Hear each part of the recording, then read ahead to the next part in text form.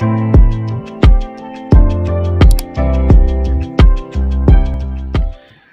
वालेकुम dear students, sir Qasim आपके साथ मुखातिब है। आज प्लान मूवमेंट के हवाले से आपके साथ एक की शेयर करने जा रहा हूं, तो आप सुनते जाए। जी, सबसे पहले है प्लान मूवमेंट। जैसे कि डियर स्टूडेंट आपको पता है कि प्लान मूवमेंट का डिफिनीशन आपके साथ बोर्ड पे मैंने लिखा है, series of organize activity working toward factor और object is called plant movement. याद रखिए कि प्लान में वो मूवमेंट नहीं होगा जो आपके जहन में एनिमल की हवाले से है।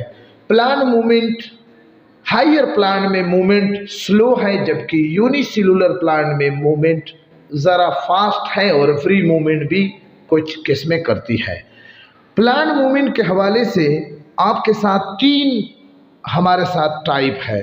एक टर्गर मूवमेंट है, एक दूसरा ग्रोथ मूवमेंट है और तीसरा टिक टिक मूवमेंट है। टर्गर मूवमेंट उस मूवमेंट को कहा जाता है, उस प्लान मूवमेंट को कहा जाता है जिसमें प्लांट सेल की साइज इंक्रीज और डिक्रीज हो जाता है ड्यू टू लॉस और गेन ऑफ वाटर। याद रखिए ये रिवर्सिबल मूवमेंट है। इसकी दो सब किस्में हैं, एक रैपिड और एक स्लीप मूवमेंट। रैपिड वो टर्गर मूवमेंट है जो कि दिन में कई मरतबा भी हो सकता है।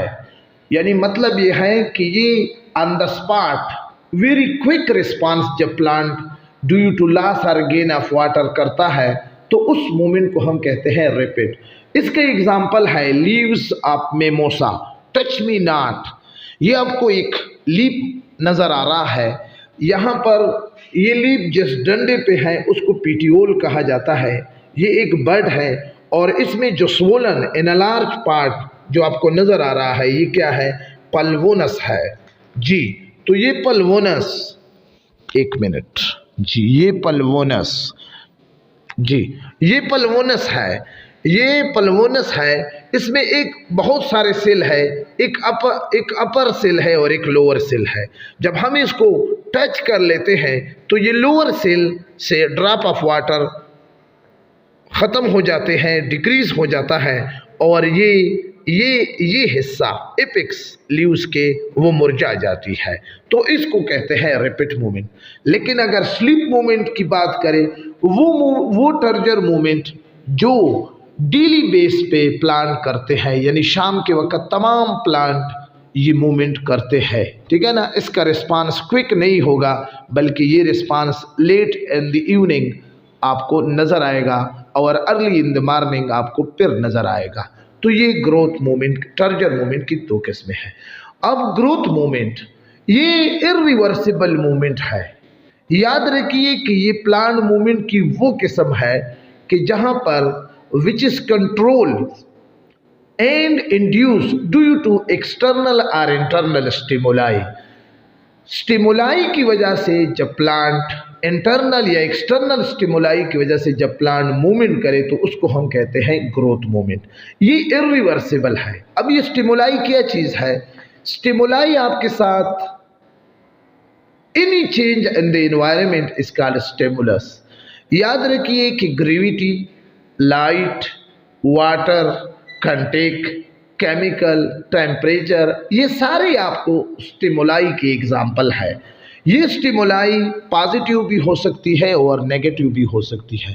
पॉजिटिव स्टिमुलाई उस स्टिमुलाई को कहते हैं जो कि ऑब्जेक्ट, यानी जब object move toward the stimulus, जब प्लांट ऐसी ग्रोथ मूवमेंट करे जो टुवर्ड द स्टिमुलस हो तो हम उसको कहते हैं पॉजिटिव स्टिमुलस, और जब अवे फ्रॉम द स्टिमुलस तो फिर हम कहते हैं कि ये नेगेटिव स्टिमुलस है। अब ग्रोथ मूवमेंट दो इसके सब टाइप है, autonomic, paratonic. Autonomic growth movement वो ग्रोथ मूवमेंट है जो कि इंटरनल स्टिमुलाई की वजह से होता है, which is control by internal stimuli. और पैराटोनोमिक ग्रोथ मूवमेंट वो ग्रोथ मूवमेंट है जो एक्सटर्नल स्टिमुलाई जिसको कंट्रोल करती है। अब ऑटोनोमिक ग्रोथ मूवमेंट में 3 सब टाइप है। एपिनास्टी यानी opening up bird, hyponasty closing up bird, nutation जब स्टेम एपेक्स जिगजैग मूवमेंट करे तो उसको हम कहते हैं न्यूटेशन। ओपनिंग अप बर्ड कैसे होता है? अब देखो, लीव्स के 2 सरफेस है, एक अपर सरफेस है और एक लोअर सरफेस है। अपर और लोअर सरफेस में ग्रोथ डिफरेंशिएशन होने की वजह से अपर सरफेस में जब ग्रोथ ज़्यादा होगा लोअर सरफेस के मुकाबले में, तो इस सूरत में बर्ड कंडीशन में ओपनिंग अप बर्ड आपको नज़र आएगा। ठीक है ना? तो ये लीव्स ओपन होगी तो इस सूरत में हम कहते हैं कि ये एपिनास्टी है। लेकिन अगर लोअर सरफेस में अपर सरफेस के मुकाबले में ग्रोथ ज़्यादा हो तो इस सूरत में लीव्स क्लोज होगी। तो क्लोजिंग ऑफ लीव्स या closing of bird is called nutation, hyponasty. Nutation जब रूट एपेक्स, जब स्टेम एपेक्स, वो ऑटोनोमिक ग्रोथ मूवमेंट जिसमें स्टेम एपेक्स क्या कर लेती है, जिगजैग मूवमेंट करती है, तो उसको हम कहते हैं न्यूटेशन। पैराटोनोमिक ग्रोथ मूवमेंट, ये ग्रोथ मूवमेंट की दूसरी सब किस्में हैं जो कि एक्सटर्नल स्टिमुलाई की वजह से होती है। इसकी 2 सब टाइप है, एक ट्रॉपिक मूवमेंट जो कि यूनिडायरेक्शनल पैराटोनोमिक ग्रोथ मूवमेंट है और एक नास्टिक मूवमेंट जो कि non directional paratonomic growth movement है। यूनिडायरेक्शनल पैराटोनोमिक ग्रोथ मूवमेंट जो कि एक्सटर्नल स्टिमुलाई की वजह से होती है तो उसको हम कहते हैं ट्रॉपिक मूवमेंट। याद रखिए, इसमें आपको geotropism movement, phototropism movement, hydrotropism movement, thigmotropism movement, chemotropism movement इसके सब किस्में हैं। ये डिपेंड करते हैं एक्सटर्नल स्टिमुलाई पे।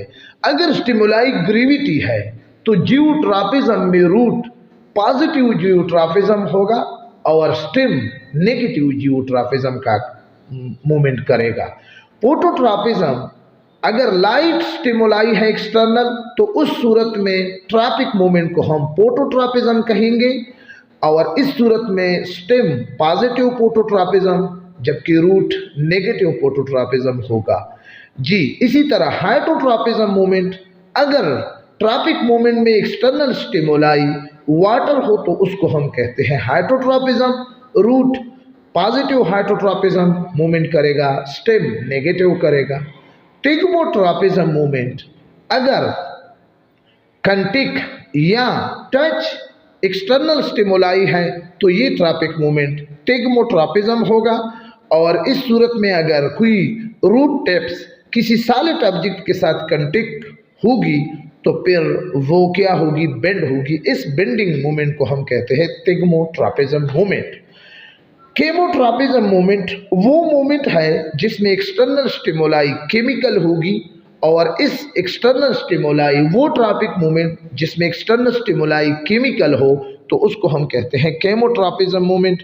आपको ये मूवमेंट प्लांट के अंदर, प्लांट के रिप्रोडक्टिव पार्ट, इंटर और पोलन ट्यूब और एग में नजर आएगा। पोलन ट्यूब में जो इंटर होंगे वो मूवमेंट करेगी एग की तरफ due to release of chemical.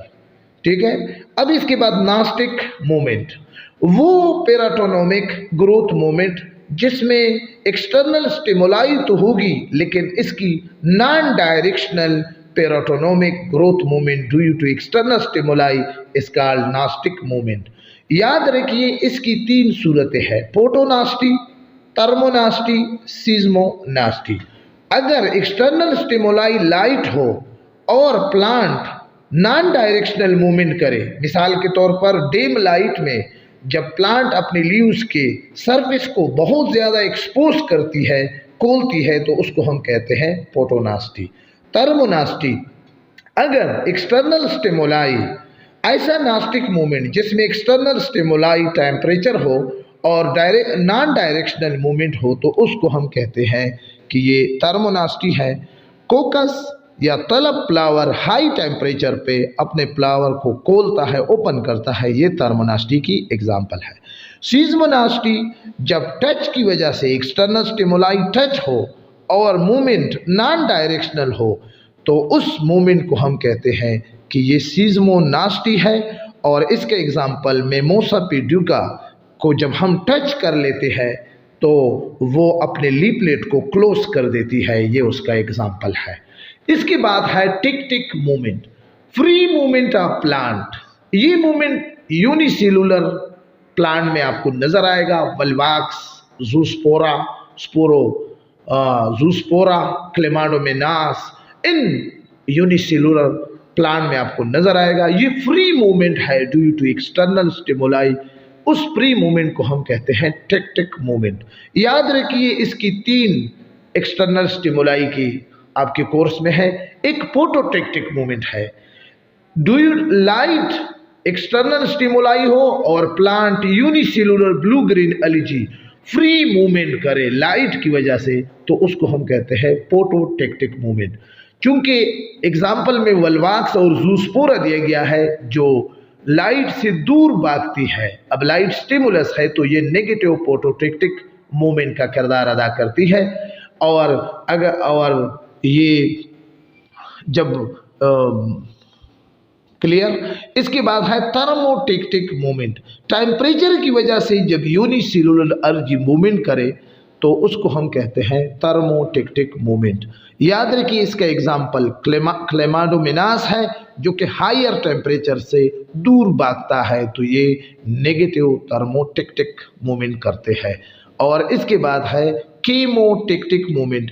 Chemical की वजह से यूनिसेलुलर या कोई प्लांट प्री मूवमेंट करते हैं तो उसको हम कहते हैं केमोटेक्टिक मूवमेंट।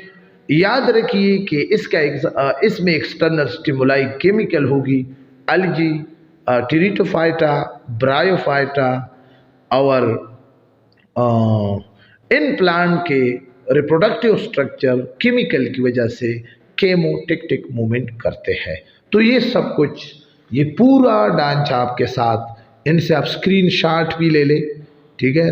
और याद रखिए कि सर कासिम आपके साथ डेली बुनियाद पे इसी तरह टॉपिक शेयर करते हैं, इनको देखा करें। चैनल में नए हो तो लाजमी तौर पर सर कासिम के इस चैनल पावर ऑफ बायोलॉजी को सब्सक्राइब करें। किसी भी जगह पर कन्फ्यूजन में या डिफिनीशन की समझ ना आई हो तो कमेंट्स बॉक्स में कमेंट्स करें। Thank you for watching. खुदा हाफिज़।